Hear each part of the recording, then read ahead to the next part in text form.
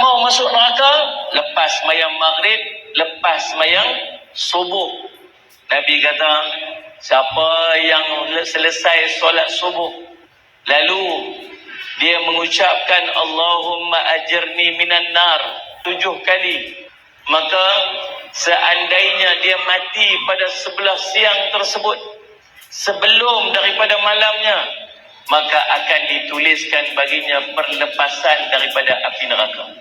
Siapa yang selesai solat maghrib lalu dia membaca Allahumma ajirni minan nar 7 kali, lalu dia mati pada sebelah malam tersebut sebelum daripada subuh dia, maka akan ditulis baginya perlepasan daripada api neraka.